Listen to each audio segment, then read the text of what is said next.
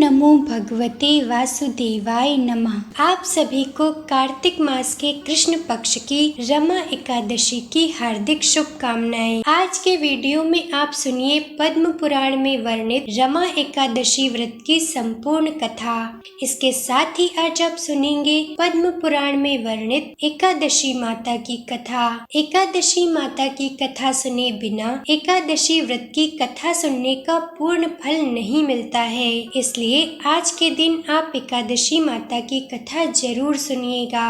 अब आप सुनिए रमा एकादशी व्रत की संपूर्ण कथा। पद्म पुराण के अनुसार युधिष्ठिर ने पूछा, जनार्दन, मुझ पर आपका स्नेह है, अतः कृपा करके बताइए कार्तिक के कृष्ण पक्ष में कौन सी एकादशी होती है। भगवान श्री कृष्ण बोले, राजन, कार्तिक के कृष्ण पक्ष में जो परम कल्याणमयी एकादशी होती है वह रमा के नाम से विख्यात है। रमा परम उत्तम है और बड़े बड़े पापों को हरने वाली है। पूर्व काल में मुचुकुंद नाम से विख्यात एक राजा हो चुके हैं, जो भगवान श्री विष्णु के भक्त और सत्य प्रतिज्ञ थे। निष्कंटक राज्य का शासन करते हुए उस राजा के यहाँ नदियों में श्रेष्ठ चंद्रभागा कन्या के रूप में उत्पन्न हुई। राजा ने चंद्रसेन कुमार शोभन के साथ उसका विवाह कर दिया। एक समय की बात है, शोभन अपने ससुर के घर आए। उनके यहाँ दशमी का दिन आने पर समूचे नगर में ढिंढोरा पिटवाया जाता था कि एकादशी के दिन कोई भी भोजन न करे। यह डंके की घोषणा सुनकर शोभन ने अपनी प्यारी पत्नी चंद्रभागा से कहा, प्रिय, अब मुझे इस समय क्या करना चाहिए, इसकी शिक्षा दो। चंद्रभागा बोली, प्रभु, मेरे पिता के घर पर तो एकादशी को कोई भी भोजन नहीं कर सकता। हाथी, घोड़े, हाथियों के बच्चे तथा अन्यान्य पशु भी अन्न, घास तथा जल तक का आहार नहीं करने पाते। फिर मनुष्य एकादशी के दिन कैसे भोजन कर सकते हैं। प्राणनाथ, यदि आप भोजन करेंगे तो आपकी बड़ी निंदा होगी। इस प्रकार मन में विचार करके अपने चित्त को दृढ़ कीजिए। शोभन ने कहा, प्रिय, तुम्हारा कहना सत्य है, मैं भी आज उपवास करूंगा। दैव का जैसा विधान है वैसा ही होगा। भगवान श्री कृष्ण कहते हैं, इस प्रकार दृढ़ निश्चय करके शोभन ने व्रत के नियम का पालन किया। क्षुधा अर्थात भूख से उनके शरीर में पीड़ा होने लगी, अतः वे बहुत दुखी हुए। भूख की चिंता में पड़े पड़े सूर्यास्त हो गया।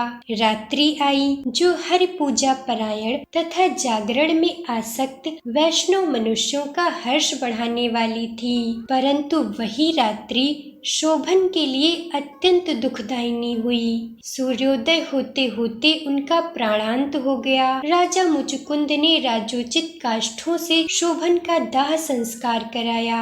चंद्रभागा पति का पारलौकिक कर्म करके पिता के घर पर ही रहने लगी।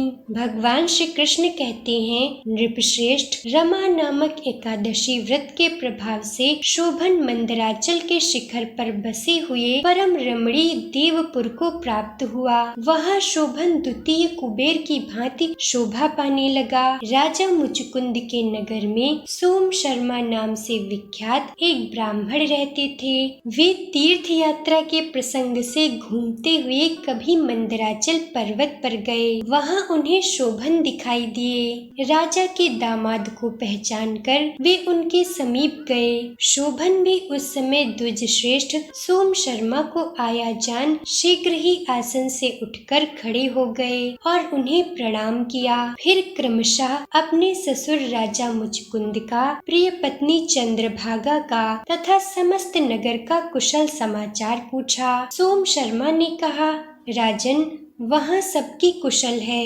यहाँ तो अद्भुत आश्चर्य की बात है। ऐसा सुंदर और विचित्र नगर तो कहीं किसी ने भी नहीं देखा होगा। बताओ तो सही, तुम्हें इस नगर की प्राप्ति कैसे हुई। शोभन बोले, द्विजेंद्र, कार्तिक के कृष्ण पक्ष में जो रमा नाम की एकादशी होती है, उसी का व्रत करने से मुझे ऐसे नगर की प्राप्ति हुई है। ब्राह्मण, मैंने श्रद्धाहीन होकर इस उत्तम व्रत व्रत का अनुष्ठान किया था, इसलिए मैं ऐसा मानता हूँ कि यह नगर सदा स्थिर रहने वाला नहीं है। आप मुचुकुंद की सुंदरी कन्या चंद्रभागा से यह सारा वृत्तांत कहिएगा। शोभन की बात सुनकर सोम शर्मा ब्राह्मण मुचुकुंदपुर में गए और वहाँ चंद्रभागा के सामने उन्होंने सारा वृत्तांत कह सुनाया। सोम शर्मा बोले, शुभे, मैंने तुम्हारे पति को प्रत्यक्ष देखा है तथा इंद्रपुरी के समान उनके दुर्धर्ष नगर का भी अवलोकन किया है। वे उसे अस्थिर बतलाते थे, तुम उसको स्थिर बनाओ। चंद्रभागा ने कहा, ब्रह्मर्षि, मेरे मन में पति के दर्शन की लालसा लगी हुई है, आप मुझे वहाँ ले चलिए। मैं अपने व्रत के पुण्य से उस नगर को स्थिर बनाऊंगी। भगवान श्री कृष्ण कहते हैं, राजन, चंद्रभागा की बात सुनकर सोम शर्मा उसे साथ ले मंदराचल पर्वत के निकट वामदेव मुनि के आश्रम पर गए। वहाँ ऋषि के मंत्र की शक्ति तथा एकादशी के सेवन के प्रभाव से चंद्रभागा का शरीर दिव्य हो गया तथा उसने दिव्य गति प्राप्त कर ली। इसके बाद वह पति के समीप गई। उस समय उसके नेत्र हर्षोल्लास से खिल रहे थे। अपनी प्रिय पत्नी को आई देख शोभन को बड़ी प्रसन्नता हुई। उन्होंने उसे बुलाकर अपने वाम भाग में सिंहासन पर बिठाया। तदनंतर चंद्रभागा ने हर्ष में भरकर अपने प्रियतम से यह प्रिय वचन कहा, नाथ, मैं हित की बात कहती हूँ, सुनिए। पिता के घर में रहते हुए जब मेरी अवस्था 8 वर्ष से अधिक हो गई, तभी से लेकर आज तक मैंने जो एकादशी व्रत किए हैं और उनसे मेरे भीतर जो पुण्य संचित हुआ है, उसके प्रभाव से यह नगर कल्प के अंत तक स्थिर रहेगा तथा सब प्रकार के मनोवांछित वैभव से समृद्धशाली होगा। भगवान श्री कृष्ण कहते हैं, नृपश्रेष्ठ, इस प्रकार रमा व्रत के प्रभाव से चंद्रभागा दिव्य भोग, दिव्य रूप, दिव्य आभूषणों से विभूषित हो अपने पति के साथ मंदराचल के शिखर पर विहार करती है। राजन, मैंने तुम्हारे समक्ष रमा एकादशी का वर्णन किया है। यह चिंतामणि तथा कामधेनु के समान सब मनोरथों को पूर्ण करने वाली है। मैंने दोनों पक्षों के एकादशी व्रतों का पाप नाशक महात्म्य बताया है। जैसी कृष्ण पक्ष की एकादशी है, वैसी ही शुक्ल पक्ष की भी है। उनमें भेद नहीं करना चाहिए। जैसे सफेद रंग की गाय हो या काले रंग की, दोनों का दूध एक सा ही होता है। इसी प्रकार दोनों पक्षों की एकादशियां समान फल देने वाली हैं। जो मनुष्य एकादशी व्रतों का महात्म्य सुनता है, वह सब पापों से मुक्त हो श्री विष्णु लोक में प्रतिष्ठित होता है। प्रेम से बोलिए श्री लक्ष्मी नारायण भगवान की जय। अब सुनिए पद्म पुराण में वर्णित एकादशी माता या 11 माता की संपूर्ण कथा, जिसे सुने बिना एकादशी व्रत की कथा सुनने का संपूर्ण फल नहीं मिलता।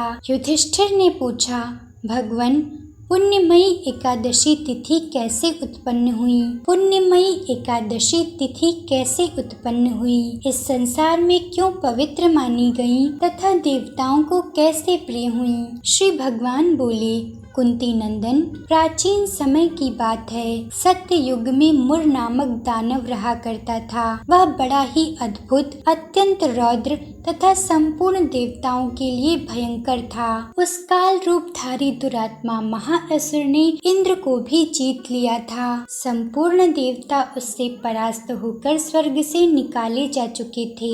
एक दिन सब देवता महादेव जी के पास गए। वहाँ इंद्र ने भगवान शिव के आगे सारा हाल कह सुनाया। इंद्र बोले, महेश्वर, ये देवता स्वर्ग लोक से भ्रष्ट होकर पृथ्वी पर विचर रहे हैं। मनुष्यों में रहकर इनकी शोभा नहीं होती। देव, कोई उपाय बतलाइए। देवता किसका सहारा लें? महादेव जी ने कहा, देवराज, जहाँ सबको शरण देने वाले, सबकी रक्षा में तत्पर रहने वाले जगत के स्वामी भगवान गरुड़ ध्वज विराजमान हैं, वहाँ जाओ, वे तुम लोगों की रक्षा करेंगे। भगवान श्री कृष्ण कहते हैं, युधिष्ठिर, महादेव जी की बात सुनकर परम बुद्धिमान देवराज इंद्र संपूर्ण देवताओं के साथ वहाँ गए। भगवान गदाधर क्षीर सागर के जल में सो रहे थे। उनका दर्शन करके इंद्र ने हाथ जोड़कर स्तुति आरंभ की। इंद्र बोले, देव देवेश्वर, आपको नमस्कार है।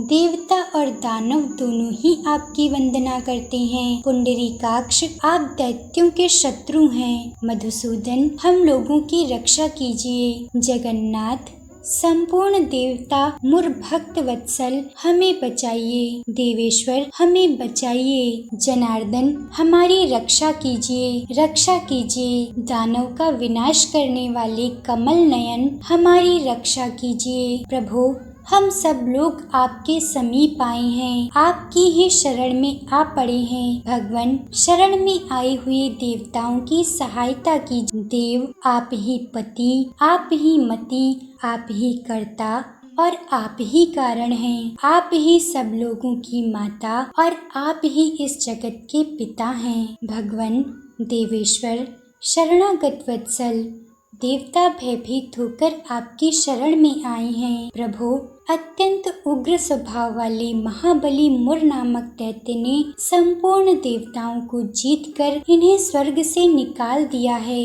इंद्र की बात सुनकर भगवान विष्णु बोले, देवराज, वह दानव कैसा है, उसका रूप और बल कैसा है तथा उस दुष्ट के रहने का स्थान कहाँ है? इंद्र बोले, देवेश्वर, पूर्व काल में ब्रह्मा जी के वंश में तालजंग नामक एक महान असुर उत्पन्न हुआ था, जो अत्यंत भयंकर था। उसका पुत्र मुर दानव के नाम से विख्यात हुआ है। वह भी अत्यंत उत्कट, महापराक्रमी और देवताओं के लिए भयंकर है। चंद्रावती नाम से प्रसिद्ध एक नगरी है, उसी में स्थान बनाकर वह निवास करता है। उस दैत्य ने समस्त देवताओं को परास्त करके स्वर्गलोक से बाहर कर दिया है। उसने एक दूसरे ही इंद्र को स्वर्ग के सिंहासन पर बैठाया है। अग्नि, चंद्रमा, सूर्य, वायु तथा वरुण भी उसने दूसरे ही बनाए हैं। जनार्दन, मैं सच्ची बात बता रहा हूँ, उसने सब कोई दूसरे ही कर लिए हैं। देवताओं को तो उसने प्रत्येक स्थान से वंचित कर दिया है। इंद्र का कथन सुनकर भगवान जनार्दन को बड़ा क्रोध आया। वे देवताओं को साथ लेकर चंद्रावती पुरी में गए।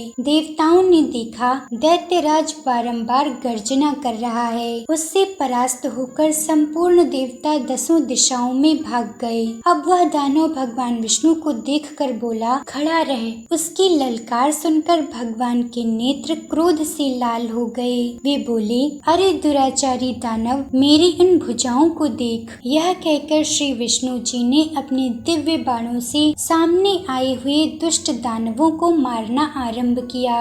दानव भय से व्याकुल हो उठे। पांडुनंदन, तत्पश्चात श्री विष्णु जी ने दैव्य सेना पर चक्र का प्रहार किया। उससे छिन्न भिन्न होकर सैकड़ों योद्धा मौत के मुख में चले गए।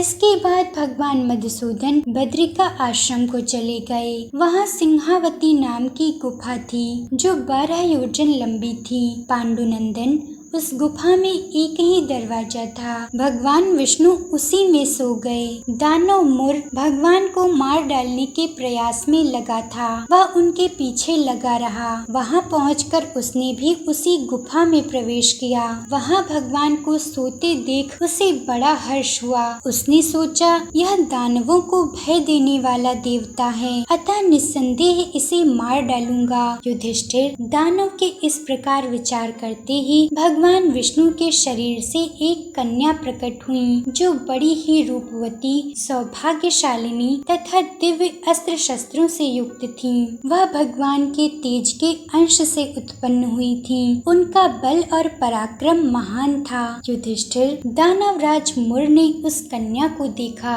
कन्या ने युद्ध का विचार करके दानव के साथ युद्ध के लिए याचना की। युद्ध छिड़ गया। कन्या सब प्रकार की युद्ध कला में निपुण थी। वह मुर नामक महान असुर उनके हुंकार मात्र से राख का ढेर हो गया। दानव के मारे जाने पर भगवान जाग उठे। उन्होंने दानव को धरती पर पड़ा देख पूछा, मेरा यह शत्रु अत्यंत उग्र और भयंकर था, किसने इसका वध किया है? कन्या बोली, स्वामिन, आपके ही प्रसाद से मैंने इस महादैत्य का वध किया है। श्री भगवान ने कहा, कल्याणी, तुम्हारे इस कर्म से तीनों लोकों के मुनि और देवता आनंदित हुए हैं, अतः तुम्हारे मन में जैसी रुचि हो उसके अनुसार मुझसे कोई वर मांगो। देव दुर्लभ होने पर भी वह वर मैं तुम्हें दूंगा, इसमें तनिक भी संदेह नहीं है। वह कन्या साक्षात एकादशी माता ही थी। उन्होंने कहा,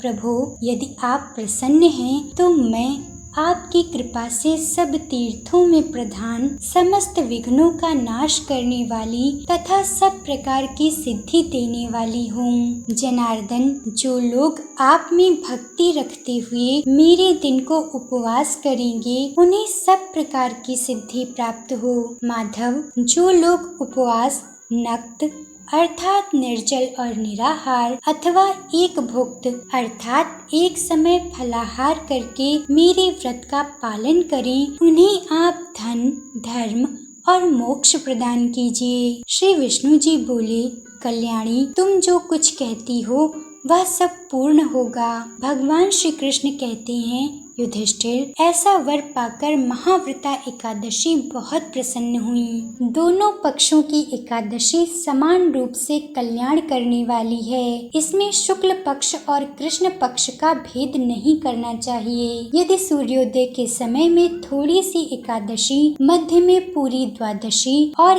अंत में थोड़ी सी त्रयोदशी हो तो वह त्रिस्पर्शा एकादशी कहलाती है। वह भगवान को बहुत ही प्रिय है। यदि एक त्रिस्पर्शा एकादशी का उपवास कर लिया जाए तो 1000 एकादशी व्रतों का फल प्राप्त होता है तथा इसी प्रकार द्वादशी में पारण करने पर 1000 गुना फल माना गया है। जो मनुष्य एकादशी को उपवास करता है वह वैकुंठ धाम में, जहाँ साक्षात भगवान गरुड़ ध्वज विराजमान है, वहाँ जाता है। जो मानव हर समय एकादशी के महात्म्य का पाठ करता है उसे हजारों गौदान के पुण्य का फल प्राप्त होता है। जो दिन या रात में भक्ति भाव पूर्वक इस महात्म्य का श्रवण करते हैं वे निसंदेह ब्रह्म हत्या आदि पापों से मुक्त हो जाते हैं। एकादशी के समान पाप नाशक व्रत दूसरा कोई नहीं है। बोलिए एकादशी माता की जय। माता लक्ष्मी और भगवान श्री हरि विष्णु की जय। अगर आपको एकादशी व्रत की ये कथा पसंद आई हो तो कृपया वीडियो को लाइक और शेयर जरूर करें। ऐसी ही पुराणों से लाई गई और व्रत कथाएं सुनने के लिए हमारे चैनल को सब्सक्राइब करें।